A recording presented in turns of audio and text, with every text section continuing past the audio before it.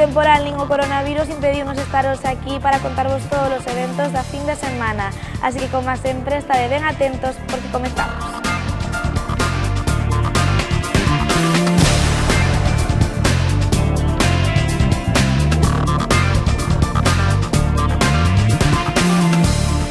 Comezamos a senda co evento máis destacado da fin de semana. O Salón do Libro volveu hoxe a capital da provincia e o humor será a temática desta edición e Italia o país convidado. A 21ª edición do Salón do Libro xa está en Pontevedra. O evento internacional de literatura infantil e juvenil arrancou hoxe e prolongarase ata o 26 de marzo. Esta fin de semana a programación é amplísima. A jornada de mañá arrancará ás 11:30 cunha visita guiada e obradoiros, un sobre videoxogos e outros dous sobre a gastronomía de Italia. Ademais, pola mañá haberá tamén un contacontos a cargo de Simone Negrín.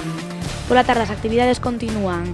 O público poderá gozar dun obradoiro peideiro, doutro taller artístico sobre payasos ilustrados e dun contacontos para bebés. Ademais, haberá tamén un espectáculo musical a cargo de Odaico. O domingo o Salón do Libro continúa cunha visita guiada á exposición Unha ollada ao cómic galego. Para rematar a fin de semana haberá tamén un espectáculo de teatro e música, Ris-ras. Tamén haberá obradoiros, contacontos e un vermú musical. Pola tarde ás 5:30 haberá un encontro lector con Luis Davila. Para poñer o broche de ouro, cinema no principal. A obra titúlase A famosa invasión dos osos en Sicilia e comezará ás 7 no Teatro Principal de Pontevedra. A entrada é libre ata completar a cabida. Toda a programación a podedes atopar na página web do Salón do Libro.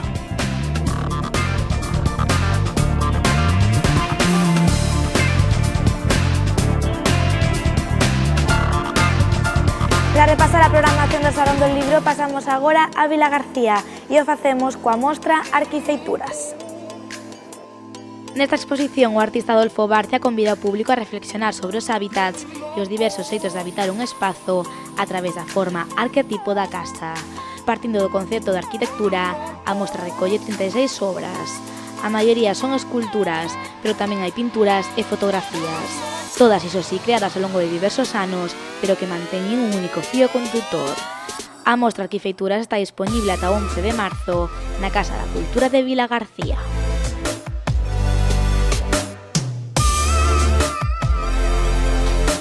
Continuamos coas exposicións e facemos cunha mostra que segue disponible no Museo de Pontevedra de Leopoldo Nóvoa. Leopoldo Nóvoa, 1919-2019, naceu con motivo do centenario do nacemento do pintor pontevedrés o 19 de decembro de 2019. Esta mostra supón un percorrido pola súa historia vital e artística, e todo a través de 50 pezas, dende as súas primeiras obras en Uruguai e Argentina ata a súa estadía en París e Armenteira. A exposición está comisariada por Rosario Sarmiento e estará disponible no 6º edificio do museo ata o 26 de abril.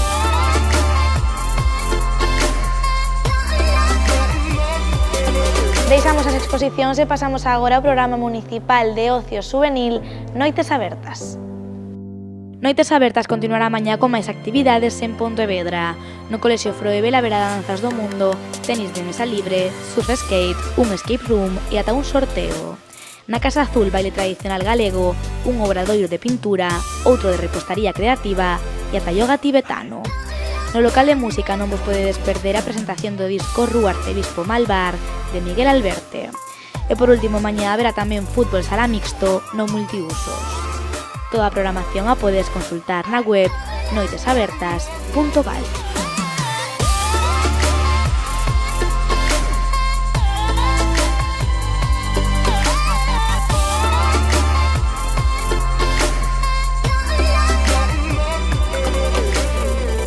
Pasamos a música e o facemos co concerto que está a piques de comezar no Paz Bazar de Pontevedra da banda The Homeless. The Homeless encherá esta noite de rock and roll o Paz Bazar de Pontevedra. O farán un concerto no que repasará a historia do rock contemporáneo. O concerto comezará ás 12 e a entrada é gratuita.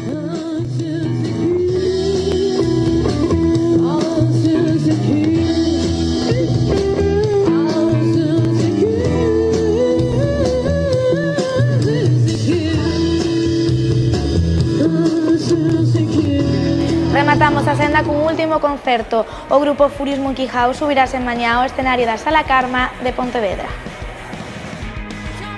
5 anos despois da publicación de Run, Furious Monkey House volverán a subirse mañá ao escenario da Sala Carma de Pontevedra.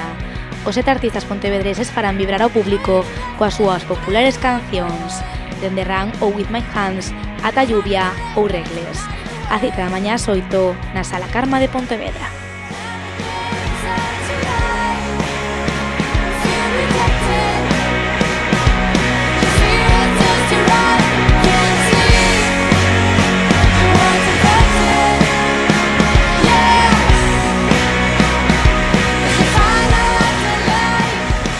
Antes de rematar a senda, recordamos que este domingo é 8M e como consecuencia haberá diferentes actividades en todas as Rías Baixas. Unha delas será a Gala da Muller Traballadora que se levará a cabo en Ribadumia. E ata aquí a senda cultural desta fin de semana. Nos volveremos o próximo venres, pero atentón non vos esquezades de desfrutar de todos os eventos e actividades que nos ofrecen as Rías Baixas.